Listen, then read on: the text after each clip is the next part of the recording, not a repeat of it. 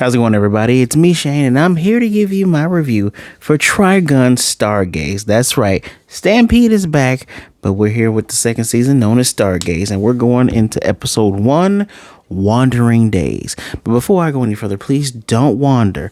Go ahead and click on that subscribe button, hit the notification bell, and make sure you share this video. And by the way, I need you to hit that like button too. You know, we want everybody to see that we're talking about Stargaze. And by the way, leave a comment down below and visit my Patreon link that's in my description right down there as well. It helps support the channel. YouTube can take a while with helping us out here. So if you enjoy the content, please visit the Patreon. So I have a few things I want to talk about before I talk about Stargaze. That first season, and it's hard to describe whether it be a first season. I guess you can call this a second season. You see on Hulu, they classify it as season 2, but it's its own thing. It's Stargaze through and through. It's taking place 2 years after the JuLai incident, which is, it's funny, in this series, JuLai is like JuLai, but in the originals, it's just July, like the month. But it's so close to real life, right? The series started up in January, like it is again right now, ran until March, but 2 years. So, and then we're gonna be doing another jump 6 months. So, yeah. I like how it kind of coincides, almost how what was it, the Marvel movies, how Endgame matched up with the amount of timing it took to get to that movie. Very interesting. But I want to talk about Yasuhiro Nightow, right, or Nightow, the creator of all this, right. When trying to make sure there wasn't anything I missed, because remember when I was last doing Stampede, I was talking about, the one-to-ones with the manga and the original anime. A lot of the characters are either from the manga or they're from the anime and they're expounded upon, or they're just new. In particular, I think Zazie is like expounded upon from the original manga. But what I find interesting is that Trigun came out in 1999 in Japan, and it was okay. It was middling work. When it premiered on Toonami in 2003, the West made it blow up. We are the reason why it is as popular as it is, funny enough. And because of it blowing up in the West, that's why you got I think it was called Trigun Maximum. There was a movie. Hold on, two seconds. I'll look it up in a bit. But that movie that came out in 2010, which I didn't know it came out until I got Hulu. So, but we are the reason for that. So I find it interesting. Some people still haven't watched Stampede because of the designs. And I get it. The coat, Vash's coat is very, Badlands Rumble was the movie. There we go. Vash's coat is very iconic. That look with the blonde hair and the glasses. This is a different retelling of it. It's not as much red as magenta. Kind of like this. It's closer to magenta. I have a feeling that he's going to be wearing a red coat soon. Like that coat's going to turn red. It looked red towards the last episodes of the last season. But I digress. I enjoyed it for what it was. It was so different. I have mixed feelings on it. I just do not think it was bad. It was not bad. I've seen worse. So, here, I'm going to do this review a little bit differently. I'm just going to kind of just go through what happened in episodes. First of all, that intro is badass. I had to replay it 2 additional times before getting to the episode because it is wild. I don't know who's singing it. Sounds like baby metal, because those guttural screams in the very beginning of it's a good intro. This is a good intro, showing the characters' names on the side. You can easily see who's going to be in this, what new characters are in this. We finally got Millie. I was bitching and moaning all last season. Where is Millie? You're going to give me this dude, Thomas. He's supposed to take the place of her. Well, Thomas died. Whoop-de-doo, I got Millie, who is very Millie-fied. But yeah, that intro, do not skip the intro. The outro's good too, but I'm gonna get to that towards the end. We still see the crater that's in that moon, not a hole, because I in the original, Vash blew a hole in that thing. And so it's 2 years after, as I mentioned before, and we are formally introduced to Millie and the returning Meryl. Meryl is definitely different. I like that. Now this is cell shading work, not your traditional looking anime, but you can kind of tell, they do flashbacks of younger Meryl, and her face is, when you're younger, your face is a little bit more plump. But yeah, she's definitely wearing an outfit, or should I say a design, that's very reminiscent of how we know her from the original. I do like that she isn't. See, I didn't ever want to watch Stampede and subbed, but from my recollection of her from the dub anime, she's not. I don't want to call her uptight, but she certainly is jumpy, and with the things she went through 2 years ago, she kind of has a right to.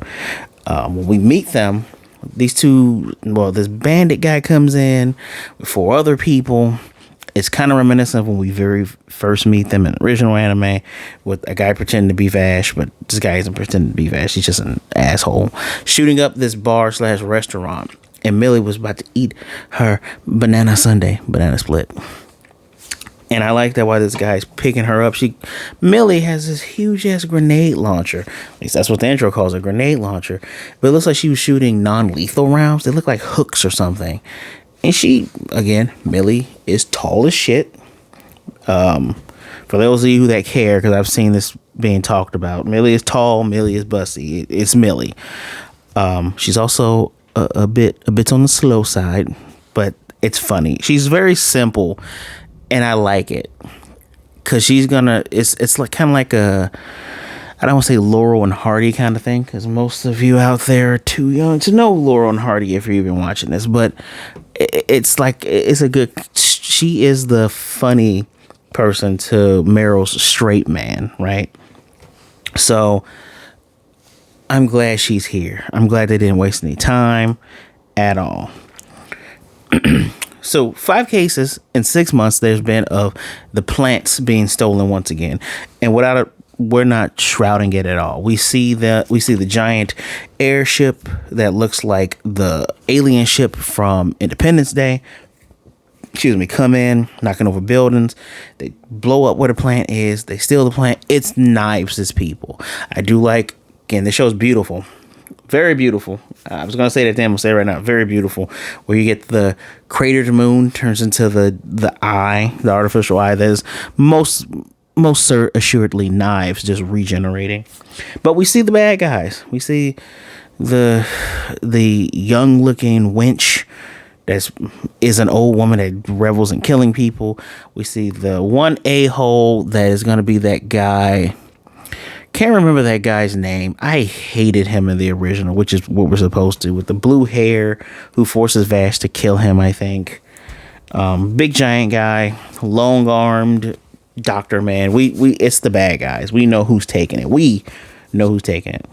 But Millie, Meryl are investigating this, and I like how natural the exposition is, where we find out no one knows about knives. They Vash, the Stampede, the humanoid typhoon, the $60 million double dollar man is missing. He's responsible for the JuLai incident. That's all the people know, he's responsible for it. But for some reason, Meryl's boss didn't publish her article going, it's millions knives, it's his fault.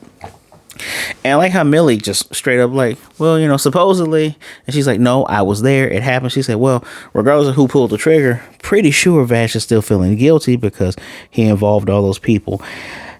Millie, I want to like you. Don't do that.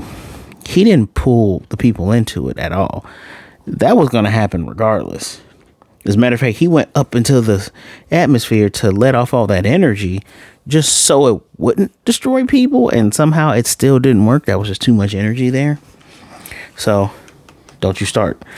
We are reintroduced to Zazie the Beast, who they still has this very... You know the character that is a bad guy, but is like, hey, good guy, I'm gonna show you some stuff and just talk to you. I work for the bad guys, but hey, I'm enjoying seeing your human struggle with trying to figure this stuff out. More on that in 11.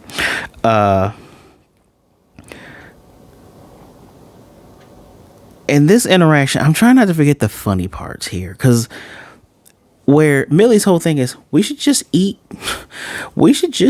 the worms. And later on, Meryl goes, we do eat the worms, but it's not enough. But when I mean background stuff, I like the fact that while Millie's driving, Meryl, they're listening to the news and everything. Meryl, drinks her water, gets Millie's water, gives her some water, gives her some bread. They eat the water. They eating their water and bread. I like that. That is such a natural thing, because if your partner is driving, you're going to try to help them out. Correct. And when Millie talks about, oh yeah, we can eat worms, like that big one over there. And when Meryl finally notices the giant worm, Millie's she's not shook by this at all. Like, she points and they see Zazzy, and Zazzy leads them to one of the fallen ships from what was called the Big Fall a century and a half ago. Zazzy also giving them a ride was just kind of funny too, because instead of them being on top of the thing, it's one of its claw tail things hooks them and pulls them along for the ride. And throughout all of this, we see that the batteries still work in this place, and it is brought to the attention that this is the area probably where the plants were kept. No humans survived this, because we get a comical moment where Meryl falls, picks up a skull, and it disintegrates, kind of foreshadowing what's going to happen to the plant that we see later. And we see this plant that is reaching out, and it's stone. The tube is red. It didn't go through a last run, which we know is when they're overheating and they're going to die. And there's no malfunction there, because Millie says, yeah, everything's functional. And Zazzy goes, yeah, I wonder what happened. Like, after all the humans die, what happens to these things? Like, what happens to the plants? And Zazzy also points out, because Meryl is very pensive looking at this dead plant, which these beings are like these humanoid alien beings, right? That are neither male nor female. And they kind of look like fairies. What we would think of as fairies. And Zazzy was laughing, going, neither you nor Vash the Stampede like to see the plant suffering. Millions Knives is the same way. The difference is, a place like the ship, where all the humans are dead and it's just a plant, is a utopia for him. And he's going, kind of leading Meryl on. And Meryl goes, yeah, I don't like to see the plant suffering. I would like for us to be able to coexist with them. Pardon me. To coexist with them. But, humans have to exploit the plants in order to survive here. So, and Zazzy again kind of taunts her, kind of goads her, goes, see that never ending maze. You gotta exploit them if you want to live, but you want them to be able to have a better existence. And I want to say exactly what Meryl said. Meryl, almost said Meryl Streep.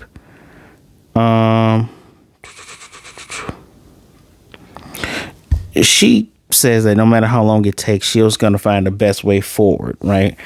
And I think Zazzy was reminding her of Thomas. Remember Thomas? He died last season. And I guess I kind of forget what happened there. Maybe I need to rewatch it. It has been about 3 years now since I've seen it, but I'm pretty sure he's mentioning something that he said. Now, she wanted to get the plant out of there, which, had Millie take out all the water and lift up the tube. And when she touched this dried plant, she's transported to that subspace that Vash was in, where you see all the plants, but they're all starting to fade into feathers one by one. And then she comes back and the plant has turned to dust.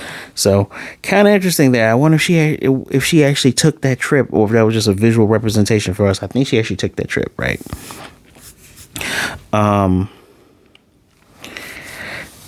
And again, this funny moment, like this seamlessly funny, interesting moment with their dynamic. And I'm surprised that the subtitles were good for this one, where Millie once again goes, so basically, humans just gotta survive without the plants, right? And we should just eat the worms. And you got Meryl going, it's not that easy. She's like, we already do. And at the same time that Millie is thanking Zazie for the food, I guess for the giant worm. I don't know if she thinks that Zazie makes the worms. And Zazie says twice that he loves how simple she thinks. And again, Meryl's like, I don't think that's a compliment, but who knows? I'm waiting for Wolfwood to show up and for those two to get some sparks going. I wonder if Wolfwood is going to die like he did in the original anime. I wonder. But anyway, remember that the humans that we saw at the very end of Stampede? That colony has broken through subspace. It sent a message, and it said 3 things, right? And we get Meryl is getting a call on her radio, I guess, from the editor or their boss or whatever, saying that fleet of ships are heading here, right? So they say that there are fleet of ships heading for the Berkeley 59 cluster, and everyone on the planet is celebrating. They say that they're going to make their approach to no man's land in 6 months and 3 days. That's the second thing. First thing is they tell them where they're going to go. They're looking for a new frontier. But the third is, for those who wish to do so, they can come on board and accompany them to the new frontier. So we even see, we saw the one lady. It's from one of the beginning episodes with Vash, where they were trying to protect that place and people were getting killed because of that mad doctor guy, the tiny guy, and the big guy. She looks familiar to me. But everyone's celebrating. They think they're going to finally get off of the planet and not have to be here on this barren wasteland. If anybody's been paying attention to this series, that's not going to end up well for them at all. That's not gonna work. Nah. So we are now introduced to this other character, big hulkling figure who walks with his hands and has like small wheels for his tiny legs. And I guess it's implied that he stinks and he smells and he's asking for milk. And the bartender's like, man, I told you coming through the back, bro, 'cause you're stinking. And celebration dies down until he leaves, and then they start back up again. Turns out Vash, aka Ericks, we saw him at the end. Ericks, Vash, is there with him, just pressing a button on the piano. He is catatonic. Still sleeps, still eats, but pretty much catatonic. The guy watches him here. Hold on. So yeah, it feels like this guy is supposed to be that one friend that Vash made that one time, that one little boy who he ended up having a fight because that knives had transformed. It feels like that's who this is supposed to be, but I don't know. So dude's watching him, talks about maybe you need to cut your hair. Do you want to stay longer? Was going to tell him about the report and just said, never mind. Makes porch for Vash / Ericks, and he's working on something. Kind of looks like a missile, but he's working on something. And we get a flashback. And I like these flashbacks because we don't put up on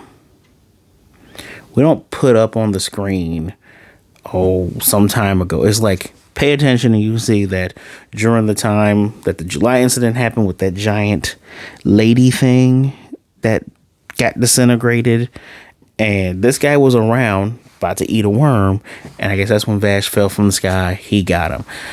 Now, again, I think he might be an old enemy because he has this flashback when he's about to shave Vash, and it looks like he's fighting from slitting his throat. Don't know what that's about yet. And also from the sky, we get our new character, another character, Jessica. I don't know if Jessica actually is from the original. Well, we're gonna look this up live in like 2 seconds. Was Jessica in Trigun?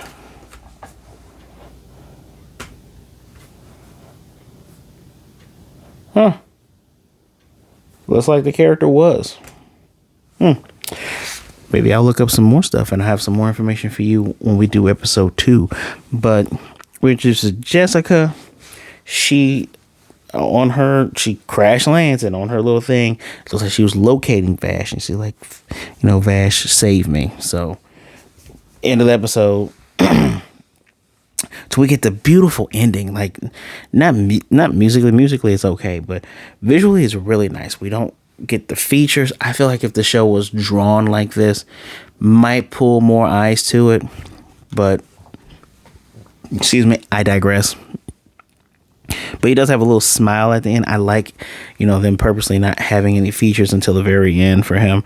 I also feel like if the coat was red, like just straight red, I think people would ease up off of this series. But next episode is episode 2, Unforgiving. I love that there was a voice in there that says time to wake up. And I also love, instead of showing us images of the next episode, we get concept art.